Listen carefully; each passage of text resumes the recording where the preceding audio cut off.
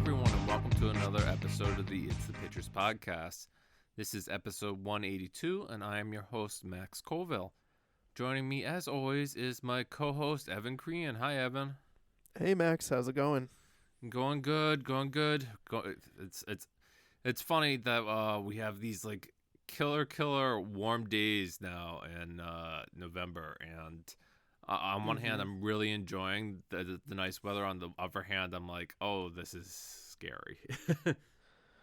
Oh, for sure. Yeah, there have been some unseasonably warm days. It allowed me to get a little yard work done, but then there were a couple days where I didn't do yard work, and I felt bad that I was not taking advantage of the nice weather. But I was like, come on, I'm taking advantage of it by going outside and enjoying the weather instead of doing chores during it. Yeah, and we got past the scariest day of the year recently, Election Day. Oh my I bet you thought I was gonna say Halloween, but No, I knew which day you were referring to, Max. yeah. For me, it was always going to be Election Day. It was funny when I was at IFF Boston taking in a few films there, and it just like The Brutalist was playing the night before Election Day, and I definitely want to write something about seeing that movie before Election Day sometime soon. But you could feel it in the air that like people were anxious about the festivities on the next day.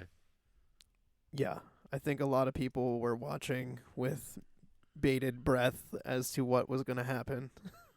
I know I was doing everything in my power to avoid looking at results the whole night long. And then, I'm like trying to sleep, and then like 2 a.m, Apple News notifications are hitting my phone. Like, no, leave me alone. I'm trying to sleep. I'm trying to not see this right now. Yeah, for me, like I did the same thing, Evan. We got like a screener of the Christopher Reeves Superman documentary, and I ended up putting that on election night instead. And I was like, even though I know the basic beats of Christopher Reeve's life, and if you do too, it's a pretty, standard biography of his life. It was still nice watching something hopeful as opposed to whatever else was going on in the world. Yeah, I bet. I know we have our what we were watching section, but very quickly, you said you finally saw The Brutalist, and I know it was a very highly anticipated movie. Did you enjoy it as much as you hoped that you would? Yeah, so I didn't even include it on the end here because like I don't know. Sometimes I like talking about movies that are coming out when we're closer to people actually seeing them. I know that's kind of an oxymoron compared to like having people talking about fast films. We've had that too. But yeah, no, The Brutalist is great. It has Adrian Brody, and he has just gotten out of Europe after World War II, like, well, basically escaping, and he's trying to find a new life here in America while he's waiting for his wife to find safe passage over. And the first half of the film, before intermission, is really about him finding his footing here in America and meeting a very wealthy man who becomes interested in his work as a brutalism architect and hires him to do some work for him. And the second half of the film really shows basically how Adrian Brody continues to maybe adjust to life here in America. Okay. Cool.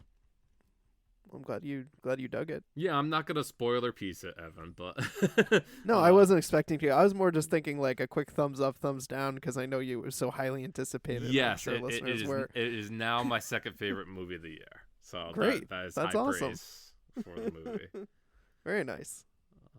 So it didn't disappoint. No, but after seeing a few films at IFF Boston, I feel like this year on a whole is going to be not great as in terms of like super quality movies.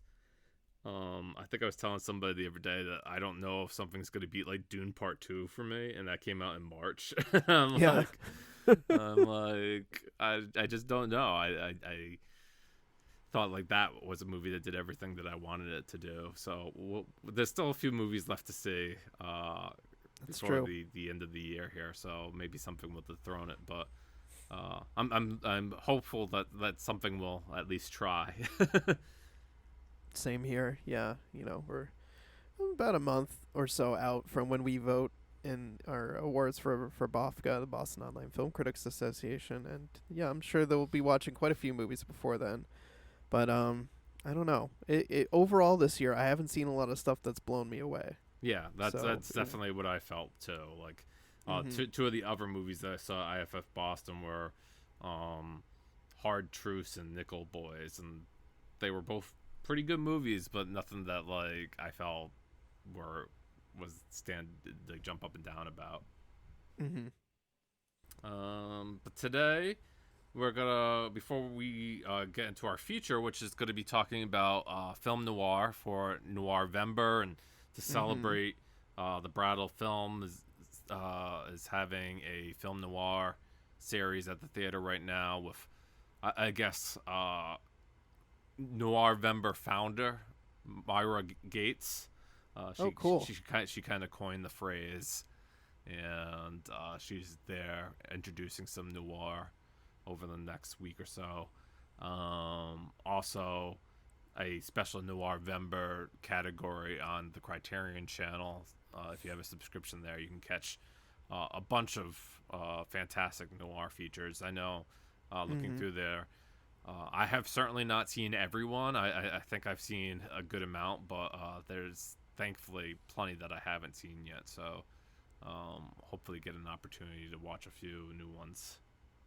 Yeah, they have a pretty robust collection, and they even have some subcategories of noir. Like I think there's a whole like queer noir collection that they have on there right now, um, amongst other things. But yeah, I thought I had seen a good amount of noir. I guess I've seen more neo noir than classic film noir, but I remember I was kind of browsing through some of the stuff that they had and thought, oh, I thought I had seen more of these than I had. Yeah, right. And like we'll get into the difference when we get into the feature, because certainly neo noir and a lot of those movies are maybe more what audiences are familiar with seeing now, Mm-hmm. as opposed to the classical period of the 1940s and 1950s.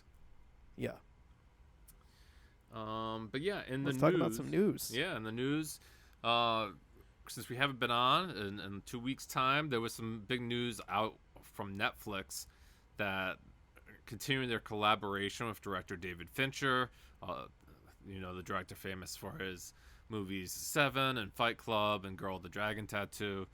He's, I guess, either being persuaded or he's kind of interested in doing a English adaptation of Squid Game. What that looks like, I don't know. Some people have said like his earlier film, I guess one of his earliest films that's on the Criterion Collection, The Game, which I have not seen, Oh, me neither. is very similar in spirit to Squid Game to begin with. So it's not that far of a reach for him. Mm. Given how big Squid Game is, obviously this is a franchise that Netflix wants to keep continuing over and over again. That they've just released new teaser trailers for the series recently before it makes its debut, I believe, the day after Christmas, December 26th. So, I didn't see Fincher's latest movie, Evan, The Killer, which is also on Netflix. Mm. Um, I did not either. I don't know. I like Michael Fassbender, but it just didn't like grab me as something that I had to see. Um, Same. Yeah, I think the last Fincher thing that I saw was Mank. right, and Uh, that again, that's on Netflix. Um, and I think for people who are familiar with David Fincher, Mank is not exactly a movie that they would associate with him. I think. no, definitely not. It's not very Fincher-esque, if you catch my drift.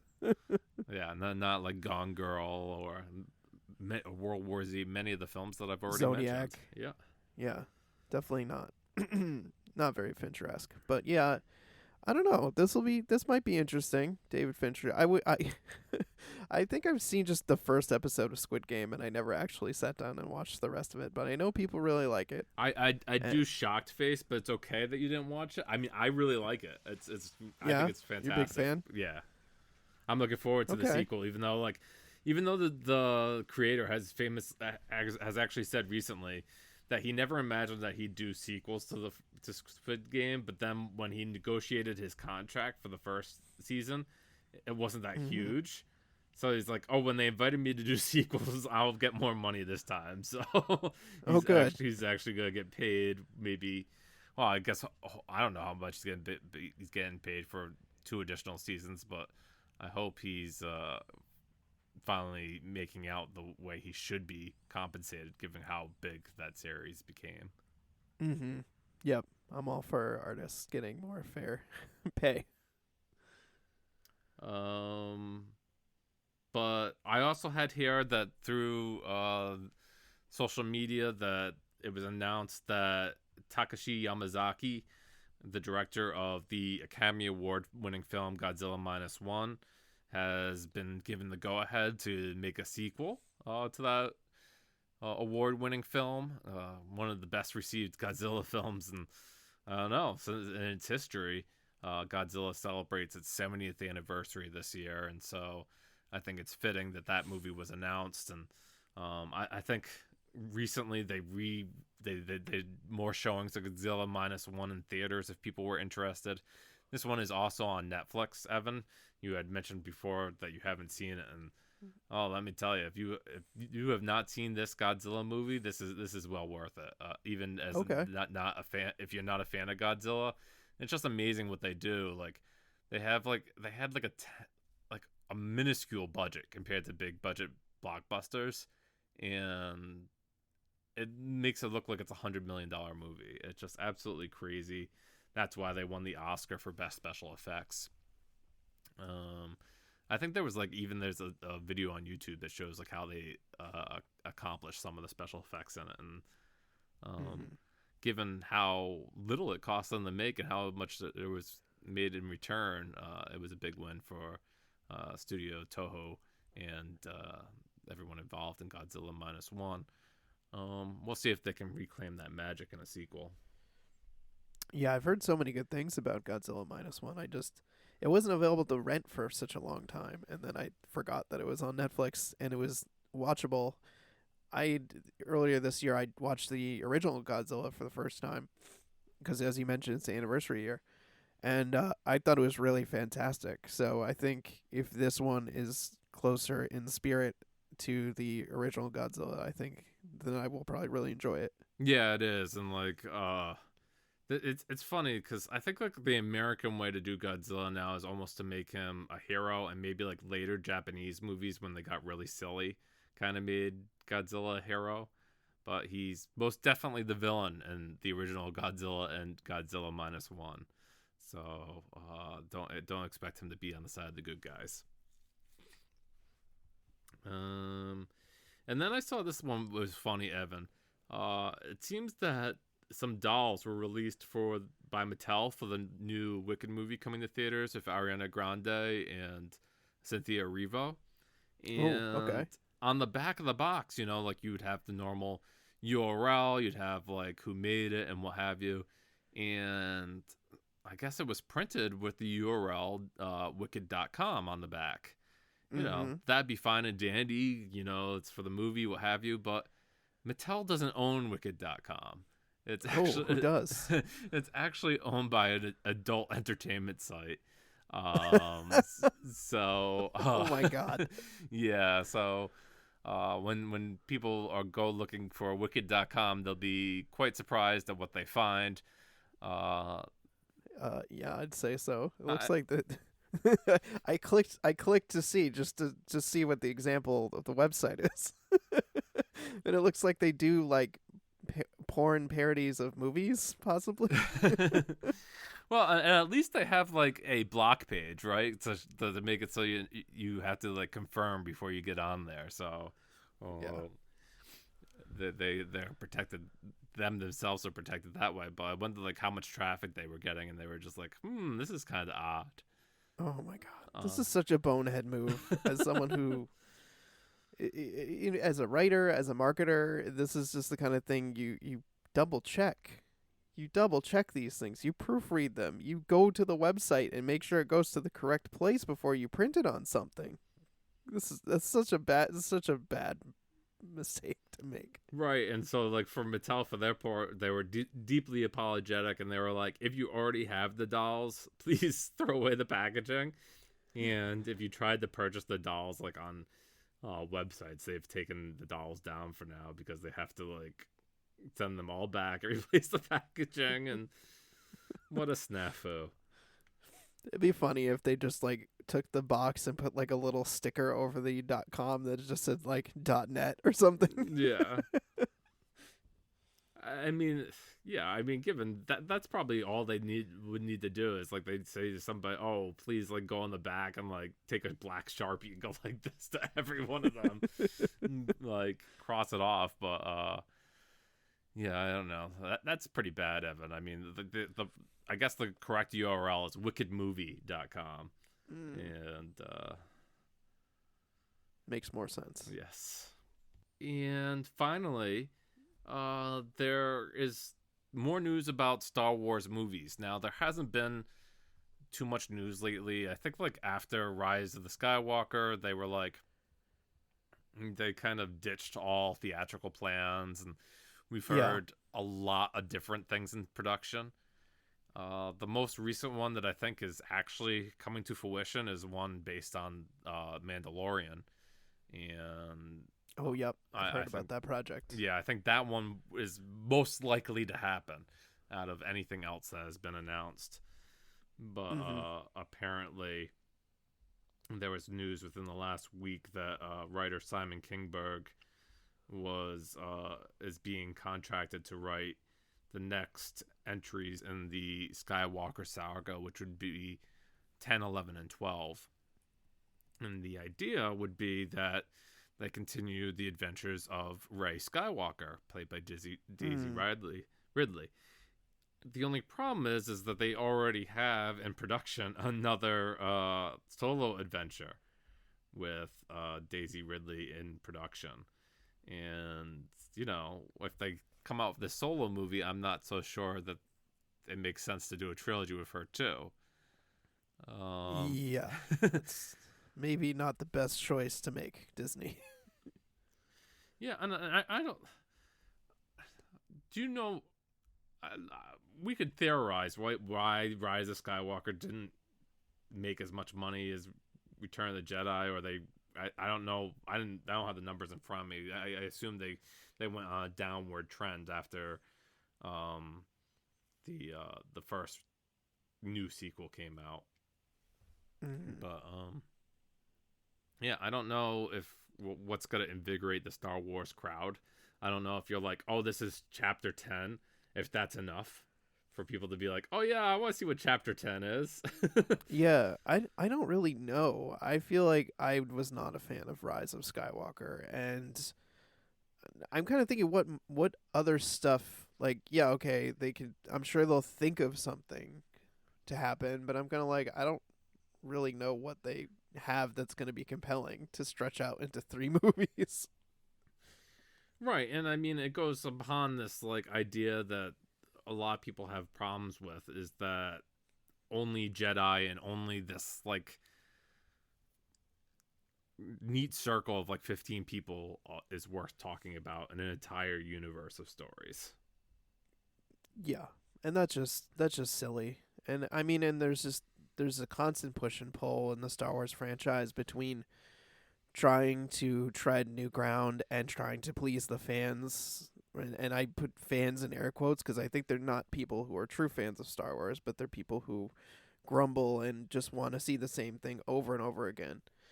And it's so hard because I feel like what happened was, you know, J.J. Abrams came in, he did, you know, Force Awakens and kind of did a lot of the same stuff that people really liked. People were happy about that. And then Rian Johnson said, "Ooh, Last Jedi. I'm going to do some different stuff." I think personally, I thought that was awesome. And people were so mad about that. So then J.J. Abrams comes back and is like, "Okay, I'm going to just do the same things again." Like, come on. Like you said, we have a whole universe of characters. We have so many storytelling options. Like, as kids, we couldn't even dream the idea that Disney would have like so much power to be able to just spin off a million Star Wars TV shows and movies. into all these adventures that we wanted to think about, or we read about in the Star Wars books. I don't know about you, but I read a bunch of those books when I was like middle school age and thought these would be great, you know, plot for a movie. Right, and I mean, it's like for a long time. I mean, not in our age, Evan, because we're not terribly old to say that when the prequel trilogy came out, like that wasn't too far into our lives, and so like maybe we always knew that there was at least 6 Star Wars movies that we could build stories off of. I know certainly come 1985, 86, around when we were born, people had to just go by those 3 original movies, and that's where fandom really had to right exist from. Now fandom can exist from like 10 different movies and TV shows, and it's so much bigger than that. And right, so why stifle that? Yeah. I think that's why so many people also like the show Andor, which I haven't quite completed. They actually gave it a date recently, coming back, I guess spring of next year. So I know that's one of the among the many Star Wars TV shows, that's the one that many fans champion. I'm not one of them. I understand, but I'm just saying in general. Yeah, understood. Okay. Evans, do you want to begin our feature on noir, and you and I can talk about a little bit what makes a film noir and what are some of the trademarks in the genre? Oh yeah, sure. So obviously it's November. As you mentioned, the term has been coined Noirvember. And for watching film noir in November, it's a nice portmanteau. And if you know anything about me, you know I love a good portmanteau. I've also loved film noir. For those not familiar, it's a term that originated to describe movies from mainly the 40s and 50s, but the 30s too. And they're black and white movies, very heavily inspired by German expressionism. Generally some type of hard-boiled storyline, a detective, murder, exploring the kind of seedy underbelly of our society. I mean, obviously the film noir like literally means black film in French. So there's a very heavy use of shadow in the cinematography, and heavy emphasis on detective stories. There's murder. We have the term femme fatale, which is a female character that is there to kind of seduce the protagonist and lead them down a dark path, or hoodwink them and get them to do dastardly things in the name of love, or lust, if you will. And so this is a genre that originated in that era, and then it's kind of after that era is continued in a sense, as the films transitioned out of black and white to being in color, and there's a whole genre called neo noir, which is like kind of like a revival of film noir that's kind of just been taking place over a number of years. I mean, I think people point to films in the 70s and 80s kind of kicking off a neo noir, but we have them today too. There's plenty of film noir that comes out today that's not it's not black and white, but it's got some of the same tropes around murder, corruption, and all that good stuff. Yeah, I'm glad you mentioned some of the inspirations and where the word film noir actually comes from. Evan was mentioning some of the femme fatales that show up in these movies, and certainly some of the actresses were renowned for their performances in these films, whether it be actresses such as like Rita Hayworth or Ava Gardner. Certainly Barbara Stanwyck. Yeah, Barbara Stanwyck for sure. Just women who are iconic in those classic black and white serial movies. Certainly, Evan, during that time too, these kind of detectives serial stories would play out on radio plays too. I know Yep. of these classic murder mysteries that you could just listen to on the radio, and that'd be a great thrill. Mhm. Um, Yeah, I mean, and they were also in print novels. This mm-hmm. was a lot of these stories are based on books by authors of the era like Dashiell Hammett and Raymond Chandler, and they had these private eye characters who were always finding themselves in trouble. I know I was a big fan. I've read a few of Raymond Chandler's books from that era, and I love Philip Marlowe as a detective and a wisecracking asshole.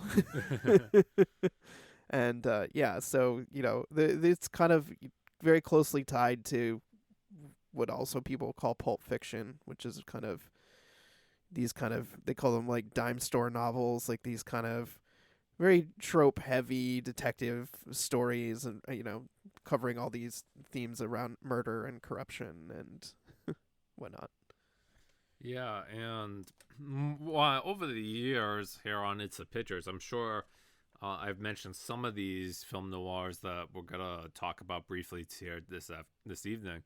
Um, I wanted to have a chance to reintroduce them for our audience coming in now, and certainly if you have not seen these, or if you want to explore more of the genre, I know for myself, Evan, it was very easy to go on something like Letterboxd, type in film noir, and see Mm-hmm. lists of different film noirs that like from the period, and just want to, if I wanted to find one.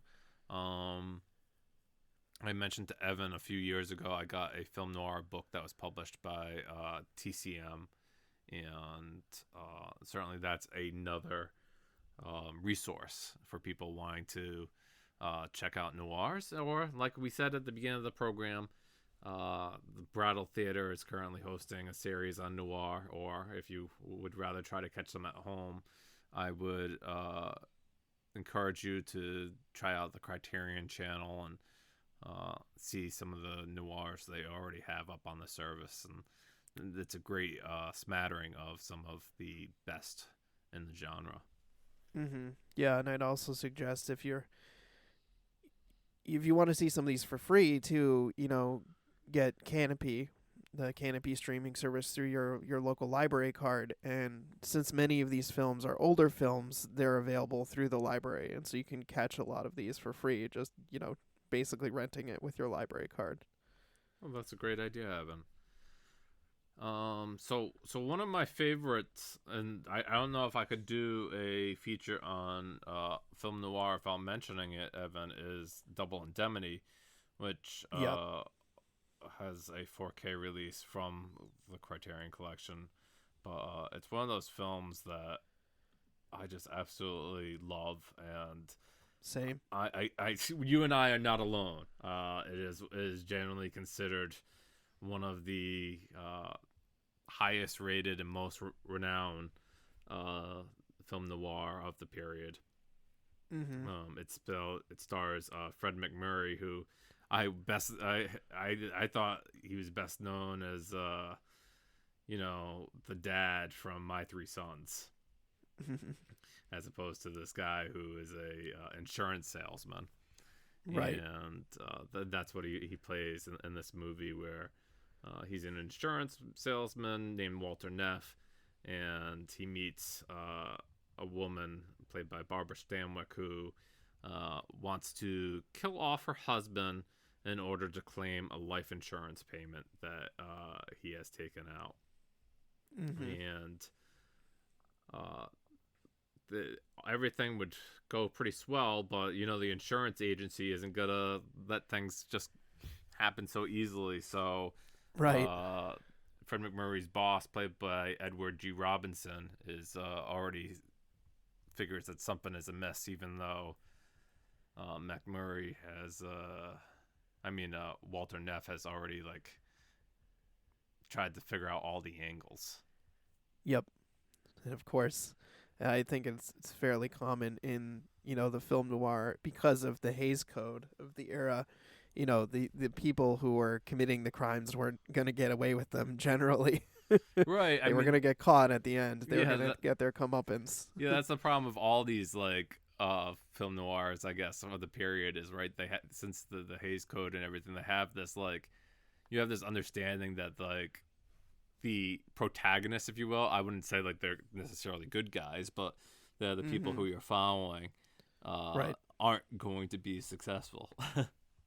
Right. Yeah, a lot of anti-heroes in this genre for sure.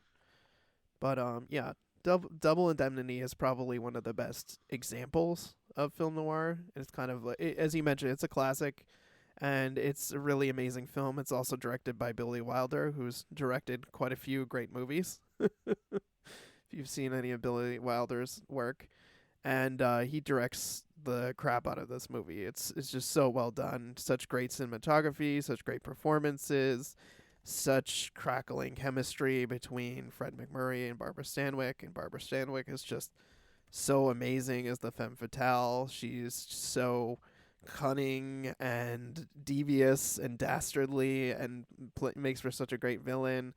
And Edward G. Robinson also just plays such a great foil for the two of them. And watching him, figure out all this stuff, even though, like you said, they thought they knew all the angles, is so much fun. Yeah, and another movie that I saw recently, 1981's Body Heat, is a neo noir which pretty much Mm-hmm. adapts Double Indemnity pretty closely, and it stars William Hurt and Kathleen Turner as the like insurance salesman and the femme fatale, and it's considered one of the like one of these like super sexy Very noirs. steamy. Yes, yes. You're like, oh, that's why when you watch it. But yeah, Right. if you like Double Indemnity, um, certainly yeah, watch plenty of film noirs. But Body Heat is I'd say almost like a remake of it. Right. Yeah. Very, very, very sweaty. Lots of sex. Versus Double Indemnity, when they can only really just imply sex by you see them smoking Yes. afterwards. Lots of smoking. Yep. Lots of smoking. Yeah, that's a great one. That's a great one to kick off with. One of the other ones that I see that's on our list is Gaslight, which I'm familiar with because of the term Right. gaslight and gaslighting, but I've never seen it, Max. I'm wondering if you could tell me a little bit about it. Yeah, so like you, I was very interested in it because of the term. I was familiar with that term for a long time before even seeing the movie. Know this kind of idea where you tell somebody that isn't something that isn't true, but you tell it in such a convincing manner over and over again that they start to believe uh, fiction is reality. Mm-hmm. Um, so in the case of this movie, a it's directed by George Cukor. It stars Charles Boyer, Ingrid Bergman, and Joseph Cotton. And pretty much the idea is that a young woman is being manipulated into believing that she's descending into insanity. Mm. So there's things that he'll do along with the maid that's living in the house to like kind of make her on edge. Like she'll start hearing noises, or there'll be things going around, and he is deliberately doing those things. But then he'll tell her that, oh, I didn't hear anything. Definitely Yep. making her question everything that she believes. And I don't know. It's definitely entertaining and holds up all these years later. Uh, certainly with the phrase gaslighting still being in our lexicon these days, it was a movie Mm-hmm. that had great influence when it came out. Yeah, that's for sure. I mean, it's still very much a part. I would say even more so the last, however many years. Yeah, it says that Ingrid Bergman ended up winning Best Actress at the Academy Awards for her role in this movie, and I don't think too many film noirs can have Academy Awards to their repertoire. Yeah, for sure. Okay. For me, like I think I've probably named this one before, Evan, when I've done shows a lot of times because I love it so much. And it's this movie called In a Lonely Place. And I think it was directed by Nicholas Ray, and it stars Humphrey Bogart, and he's like a writer, and he's like writing this text, and um, I believe like he's seeing someone, and she starts hearing all these like wild things about a crime that's recently happened, and when she sees Humphrey Bogart, who she's just started dating, she can't help but imagine that he possibly could have done this, especially when the police start questioning him. So she starts questioning whether or not she actually believes him and he's innocent, or whether or not he's capable of doing a crime like the police describe. That sounds good. Yeah, it's probably my I've seen a Oh, whole wow. yeah, I've seen a whole bunch, and it's really fun to see Bogart in a role that's a little bit different. He'd go on to do a few noirs for sure, but Right. certainly Maltese Falcon is another one that Mhm. a lot of people know. Yeah, but I knew him more as like a protagonist, a good guy. So it's really novel to see him kind of on this like fine line between you're not sure if he's good or bad. Certainly makes for an interesting movie.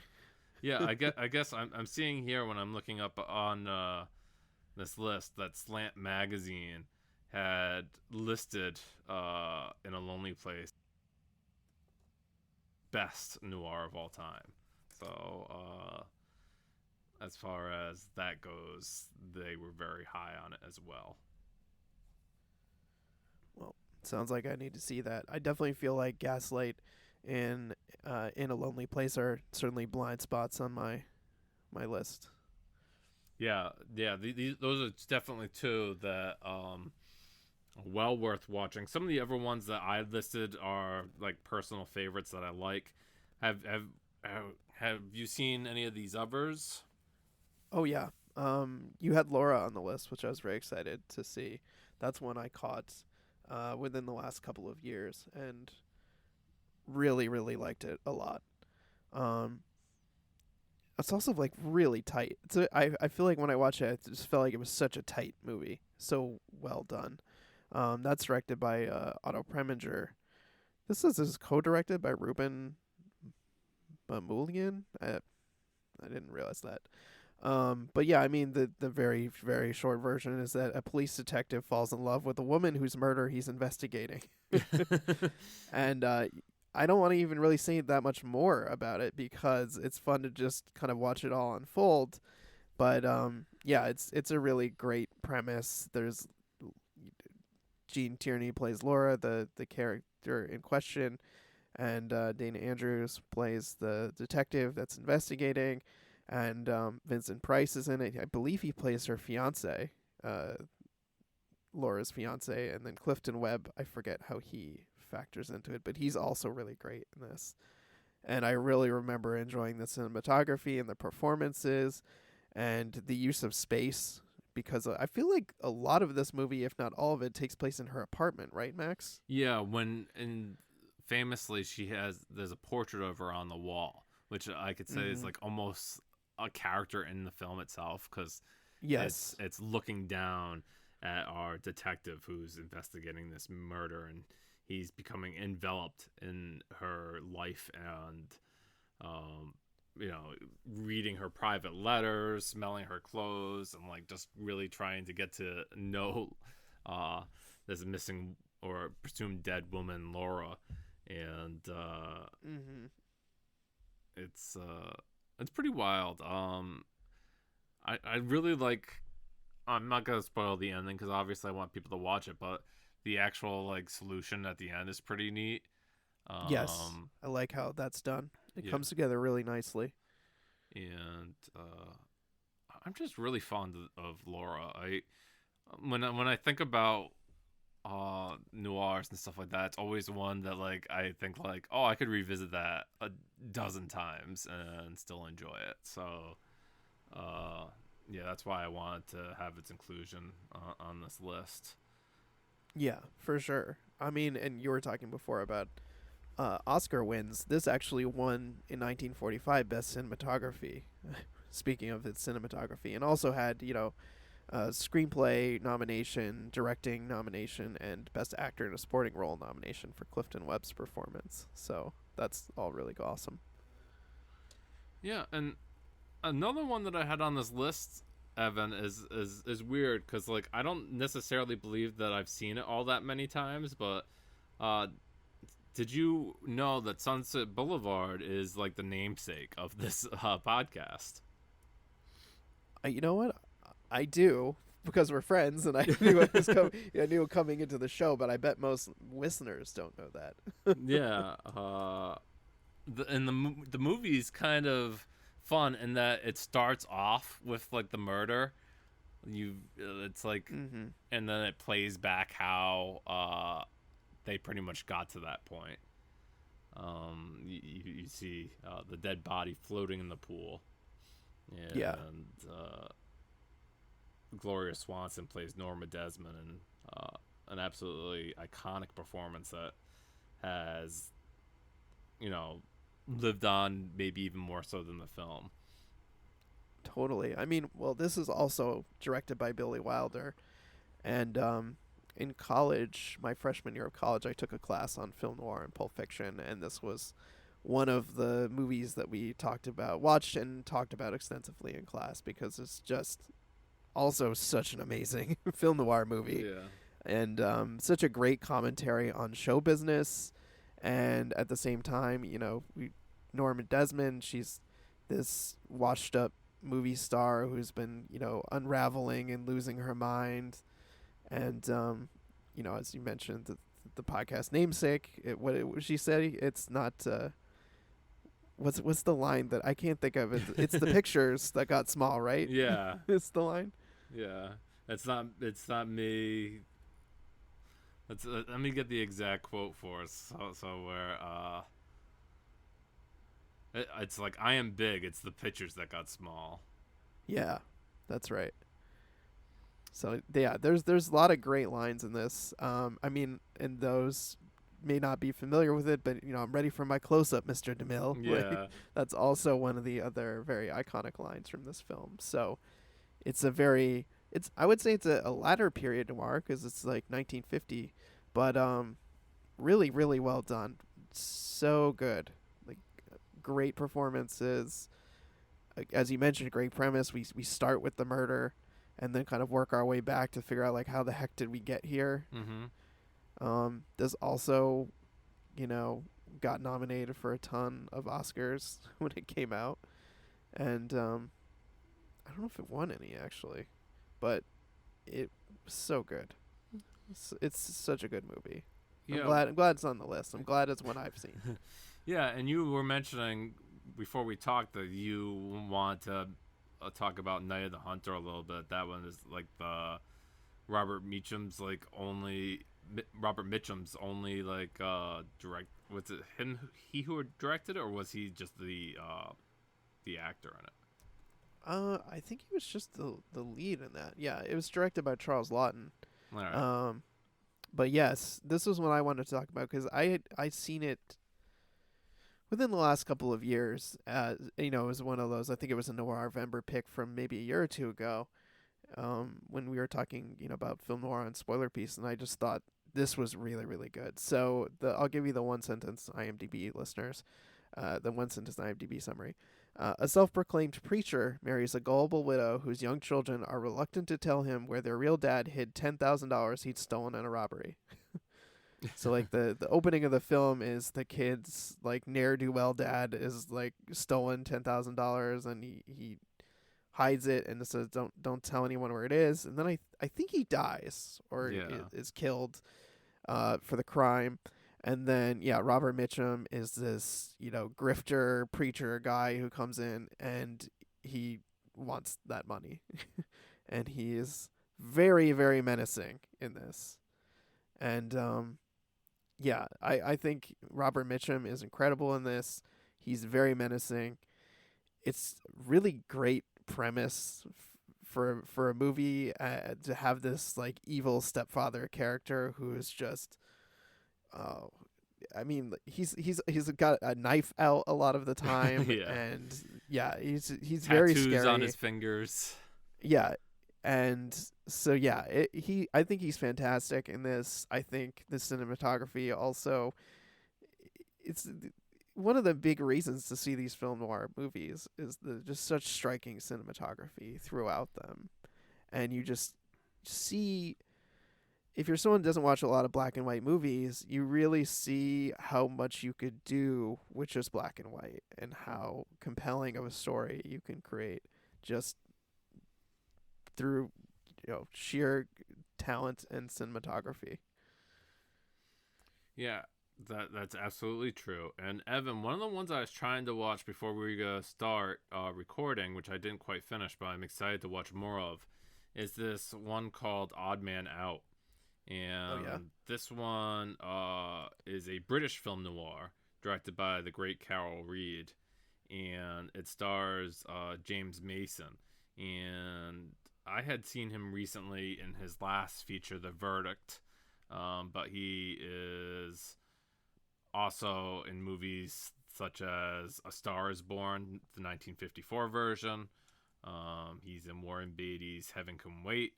I knew him probably best from Journey of the Center of the Earth in 1959. So definitely a big British actor in this movie. And the idea is that he's gotten out of prison and he's kind of been laying low for the last few months. But he has this elaborate scheme set up. And instead of letting everybody else take care of it, he's going to go out and do the heist. But having not been out in a while, he kind of gets disoriented, and he doesn't escape with everybody else. So he has to kind of make his way underground through these like different passages and try to make it out from the crime. Sounds really good. Sounds nail biting. Yeah.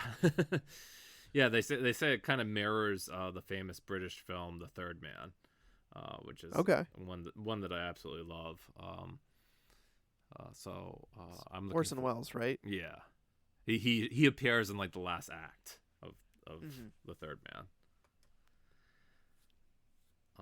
But yeah, that's a look at some classic noirs.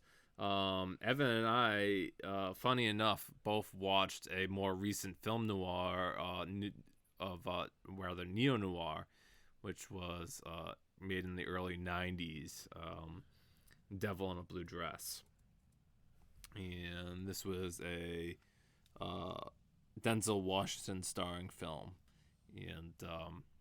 And can you tell us a little bit about Devil in a Blue Dress, Evan? Sure. Yeah. It stars Denzel Washington, as you mentioned. It also has Tom Sizemore, Jennifer Beals, Don Cheadle, and the premise is that Denzel Washington is a black war veteran. He is a homeowner, and he's recently gotten laid off from his job, and he's looking for some work. And this guy whose bar he hangs out at refers him to Tom Sizemore, who has a job. He needs to find this missing woman, and there's mixed up in political scandal. The year also is 1948. It's in Los Angeles, and so this woman has been dating one of the prominent candidates for mayor in L.A., and she's gone missing, and he's supposed to track her down. And of course, like any good film noir, what starts out as a very innocent task or a seemingly straightforward one leads him down a rabbit hole of corruption, murder, and all kinds of hooligans and scumbags who come out of the woodwork. and scandal, of course, plenty of political scandal and corruption, and yeah, I mean, I don't know what else more I should say because I'm not You, trying to you spoil should you things. should say that Don Cheadle's excellent in this, and that Yes, he like steals every scene that he's in. he does. Yes. I mean, I love Denzel Washington and I think he's great and I think he's particularly good in this too.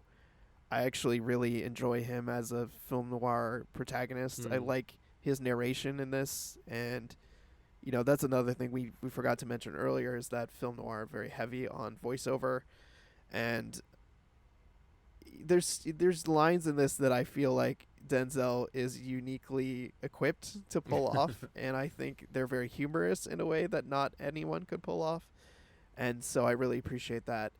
But as you mentioned, Don Cheadle is amazing in this. Don Cheadle plays his friend from back home. He's originally from Houston, and he calls his friend to help him deal with all of these people who are coming after him.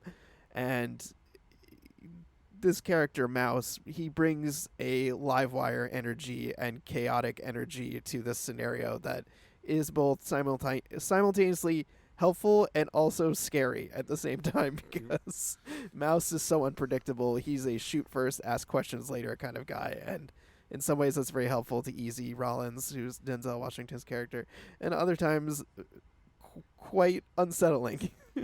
Yeah, I mean, there's definitely like lines in the movie where Denzel Washington's characters will be talking to like a third person. They'll be like, I have this good friend who, will be there behind my back anyway, but like I'm really afraid of like being around him sometimes because he's not really a good guy. Should I still be his friend? And like they're like, oh yeah, you know, you can't like discard your friend. So Yeah. Had you seen this before, Max, or was this the first time watch for you? no, it was like it was a movie that I like blind bought during like a Criterion sale. Like I bought like the 4K, and it's just been like sitting on my shelf. Like I hadn't like felt like the wildest urge to see it, and then like I was like, well, film noir and like Denzel Washington. Evan and I had talked about Denzel Washington for this month as well because he's gonna have a big role, a big supporting role in the new Gladiator movie, Gladiator 2. So I was kind of in the mood for a Denzel movie, and he's an actor that's just like so good that you forget. Yeah. And I'm like, I kind of want to see all the movies he's in, or at least catch up with them. As I'm like, oh, I'm sure there's ones in there that I just I'm not familiar with because like I didn't think it would be entertaining at the time or what have you. Mm-hmm. But yeah, he's just so good that any movie that he's in is probably worth watching. He's been in ones that aren't good, but he I think his presence and his charisma definitely raises a star or a letter Yeah. grade just by being there. Max, have you ever seen the movie Fallen with Denzel No. Washington? That might be one that you should put on your radar. Yeah. I won't say more because I don't want to go down too long of a tangent. But if you're going back and looking for Denzel Washington movies, you haven't seen that, you should definitely add that to your list. But I'm glad that you checked this out. I was familiar with this also because of that film noir class that I was telling you about. Mm-hmm. But I was very excited because my co-host on Spoiler Piece, Dave, he bought this for me as a present, the Criterion, and I just finally got around to watching it. Yeah. And I just loved it all over again because this movie, in addition to being a really good film noir detective story, also has such great things to say about race and about class. Mm-hmm. And it's so centered in black characters, black life, the black community of this era that it is I think it helps it stand out from other film noir movies because it is just such a vibrant portrait of a life that is happening outside of the typical storytelling that you're seeing of like very white centric white character detective characters. And so I loved that about this movie and loved that about revisiting it. Yeah, and I'm looking forward. Like Evan said beforehand, like there's a lot of neo noirs, and certainly we could have a whole episode just for that. So maybe we will visit that again sometime because we're very familiar with a lot of those that have come out over the years. Mm-hmm. Would love But to. I hope again that you've enjoyed this like slight introduction into film noir, and if you haven't seen those movies, or if you have and want to see more, um, Evan raised a good point with Kanopy renting the movies from your local library, the Mm-hmm. Criterion Channel. I know Criterion releases a lot. They have a lot of film noirs on their line. During the month of November, there's 50% off Criterion sale at Barnes and Noble. So that might also be a chance to pick up some of these classic film noirs that we've been talking about. Yeah. And also, listeners, I highly recommend, if you don't already, going to either using their app or going to justwatch.com, where you can actually, punch in these titles and see the places that you can find them in terms of like where they're streaming, whether that's, places that you can rent them or places you might already have access to them and not even realize. You can search for these titles and think, oh, okay, I have HBO Max. Great, I can watch this now. Yeah, that's another good point, Evan. Thank you. Okay, so before we've been getting to what we've been watching, let's do some podcast identification, if you will. Sure. You can find the podcast on Blue Sky, on X. You can find it on Instagram, a Letterboxd account. Often at these places, it will be under the name It's the Pick Pod or It's the Pictures.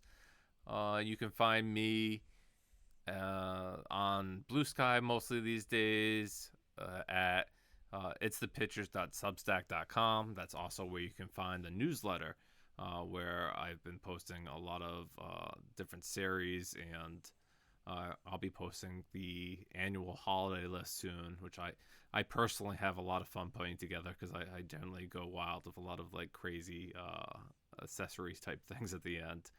Um, Yeah, I've seen this list before, listeners. um, Evan, where can audiences find you? There, so I'm my handle is Real Recon. That's real as in film real, and I'm over on Twitter, Instagram, Threads, Letterboxd, and Blue Sky. I think that's all the places. Threads? Did I mention Threads? You Can't did. remember. All right, so I'm in all of those places as Real Recon, and then I'm over each week at Spoiler Piece Theater with review movies each week, new releases. So those those are places you can find me. Awesome. So we have new movies and new TV shows to talk about today. Evan, can you talk about the new TV show you were watching? Sure. As listeners to this podcast know, I watch quite a bit of Apple TV. So it'll be no surprise to hear that I watched Disclaimer, which is the new miniseries on Apple TV by Alfonso Cuarón. And it stars Kate Blanchett, Kevin Kline, Sacha Baron Cohen, Leslie Manville, and, of course, Cody Smith McPhee. I don't know why I said of course, but Yeah, of just course Cody Smith he was going McPhee. to be in it. Yeah. So, yeah, I mean, I have a hard time describing this, but basically, you have Kate Blanchett, who is a well-respected journalist, documentarian, and there is this book that Kevin Kline has put out, a very scandalous book about this vacation that she took to Italy with her when she was young, with her young son, who the adult version played by Cody Smith McPhee, and he makes some pretty bombshell accusations about things that happened on that trip, which ultimately led to the death of his son. So I don't want to delve any more into the plot, but it's about the book, the fallout from the book, and the accusations in that book, and how it sends her life and her family into a tailspin, and also just kind of recounting the pain and the loss of Kevin Kline and his wife, Leslie Manville, over losing their son. So, Yeah, pretty sprawling. It's 7 episodes. I found myself struggling to get through it, to be honest with you, because it's very slow. It's quite the slog.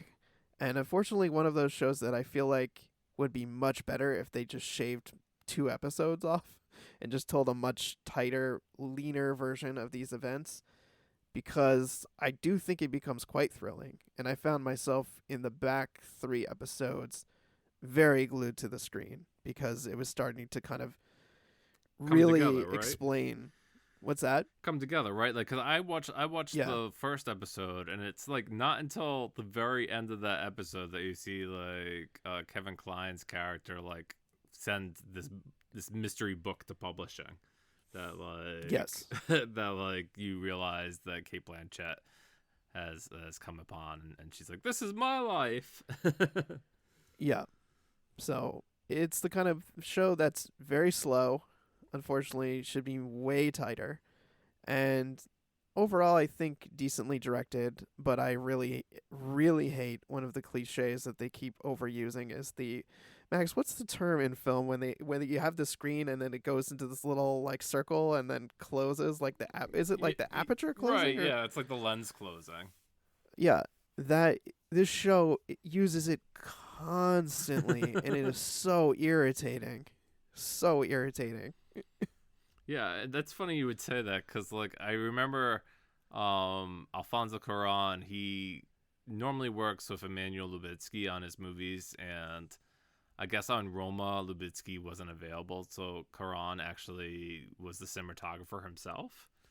I don't know the story of Disclaimer, but like I know that uh famously, for as much as I like Alfonso Cuarón, the director, I know from what I've heard from circles that he is a very particular person. And I imagine that he could be difficult to work I think you should stick to movies, just because I feel like this TV show is too long in the tooth. But Kate Blanchett's great. Kevin Kline is great. I love Sacha Baron Cohen. He's such a chameleonic actor. with. Just there are times where I see him and I forget it's him for a while because he just very much he changes his appearance so much. He changes his mannerisms. He is very much the kind of person that just disappears into a part in a good way. So Yeah, I thought he sure, was great certainly here. the guy who's Borat, right? So Yeah, he he's a versatile guy. And Cody Smith McPhee, he's just a weird looking dude. He's just a weird was a weird looking kid. He's a weird looking adult, and you know, I think he's good in this too. He plays the kind of idiot screw up kind of son, and he plays it well, I think, in this. But yeah, disclaimer, kind of disappointing, but it definitely heated up in the last couple of episodes. So if you do power through it at some point, Max, I'll be curious to hear what you have to say. But I'm very curious to hear about the movies that you've been watching because they're both on my list for things that I want to see. okay, so I'm gonna go them in order from like the one I liked less and the one I liked more. So that means I'm gonna start here with Heretic, and Ooh. this one stars Hugh Grant in a villain role, a 24 movie where these two young missionaries are going around trying to get people to convert to their Church of Later Saints. I think there's a lot of comedy written into the script where they're like, "Oh, are we looked down upon now that those South Park guys made a musical about us?" Yeah. Oh, they're Mormons. Yeah. Gotcha. Yeah. And they're like, "No, I don't think we're looked down upon." Um, so these two young ladies are going around and they come upon the house of let's see, what was I thinking? So they're invited in, right? Because it's raining, it's downpouring, and they very clearly tell Hugh Grant's character that they cannot go into the house without a woman there, and he assures them that his wife is in the other room, cooking a beautiful blueberry pie for them. And when he comes out, uh, he brings them some drinks and he begins a philosophical conversation about religion with them. and you quickly learn that he is really interested in different forms of religion, and he's very familiar with how Mormons view religion, but he has his own ideas for what religion means to him, and what he believes is the ultimate religion. And the horror from this movie really comes from these two young women uh, feeling like they're trapped and unable to leave the home of Hugh Grant's character. Mm-hmm. Yeah, doesn't he give them some like really terrible options in terms of like how to get out of the house? I mean, it's still early in the movie. They're like given two doors that they can enter, and neither door looks that inviting to leave the house with. But yeah, it's mostly like the three of them. It's there's not too many other cast members in this movie, and I was pretty entertained. Like I think like the last act kind of lost me a little bit. Like I didn't really love how it ended, but um, I was pretty entertained, and I got what I came for, which was Hugh Grant being pretty creepy. I loved him as the villain in Paddington 2, so I was like, oh, let me see Grant in more villainous roles. Yeah, I like him. I liked him in Dungeons and Dragons Yeah, too. I thought he was great in that. Yeah, that's right. He's in that one too. Um, so yeah, that's not necessarily a miss. I still think it's pretty good. I just wasn't like over the moon for it. So, whereas the next movie I'm going to talk about, Conclave, I was definitely over the moon for. And this is like through and through like a dad movie. And I think like we kind of alluded to this recently in a conversation, Evan. It's like, guess what? I'm a dad, and Yeah, dad movies and I'm are for proud me. of it. Yeah. And so this movie starts at the deathbed of the old pope, and Ray Fiennes is kind of a cardinal who's tasked with kind of overseeing the new conclave that's gonna uh, get together and decide who the next pope will be. And he has these ideas about it, that it's not supposed to be like political or infighting, and well, that's too bad, because that's exactly what this process is going to be. Of course it is. Yeah, there's like many different people vying for power of the church. You have like one guy who's very conservative and wants to bring the church in one direction. You have other people who are like, oh, we should side with this guy because he's more liberal and he'll get the what we want out of the church and what have you. And there's lots of players that come into it, also played by actors like John Lithgow and Stanley Tucci. Ooh. What's her name? I think it's like is it Isabel Rossellini or? Oh yeah, I think yeah, believe she's in that. Yeah, Isabella Rossellini. Yeah. So yeah, it's just wildly entertaining, Evan. There's like I would tell you like there's like one twist, but there's actually like 5 twists in this movie. Like that's how like well written it is. That like Okay, but they're good twists. They're not just twists for the sake of twists, because that annoys me when that happens. Yeah, they're all good. And like in the state of this movie, they're like, oh, you can't believe like this is actually what's going on. And I saw it with my wife in the theater. We both went together, and I'm like, there's like scenes where like I saw like her hand like over her mouth, like gasping, like how wild like some of these surprises were. And Yeah. All right. It is so good. And like it's funny, it's the movie's rated PG, and like you're like, what about this movie's PG? I guess there's like no like massive violence, and there's no swearing or sex or anything, but it's definitely not a movie to take the little kiddies to. Okay. And I really like the sound. Like it's directed by Edward Berger, who did All Along the Western Front, that kind of swept the technical Oscars a few years back, and Netflix distributed it. And yeah, it has great sound design, and I think it's like unfortunate that it's in a way that it's the type of movie it is, because a lot of people would be like, oh yeah, it's fine, I'll watch it at home and I won't miss anything. But I did really enjoy the theater experience with this one, anyways. Well, I was already interested in seeing it. Now I'm even more interested in seeing it, Max. No, nobody on Spoiler Piece talked about this one yet. No, Wow. nope, not yet. Yeah, I really dug it. Yeah, it's definitely in my top 10. I just don't know how high it's gonna climb in my estimation. Okay. So Well, anticipation is now very high for this movie. yes.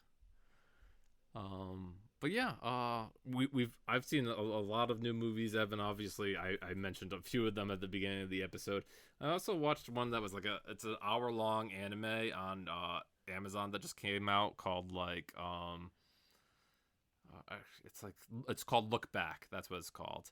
And I really liked that one. I guess it was made by the author of the very popular anime series Chainsaw Man, and it's just a fun little hour story about trying to be a manga creator and what goes into that process, and maybe the journey along the way. And I was moved, and I like to watch a lot of anime movies, Evan, especially this time of year, to get an idea of what is going to be big in animation for me. So, yeah, if you like anime, Look Back is a very entertaining hour-long watch.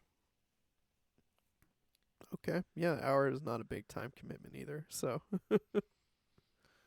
All right. Well, I think we've reached the end of the episode, though, and I guess looking at the schedule, we'll be back right before the Thanksgiving break to record another episode. Awesome. And I'll be looking forward to it, Evan. Yeah, me too. All right. Thank you, everyone, for listening. Yeah, thanks for tuning in, listeners. All right. Bye.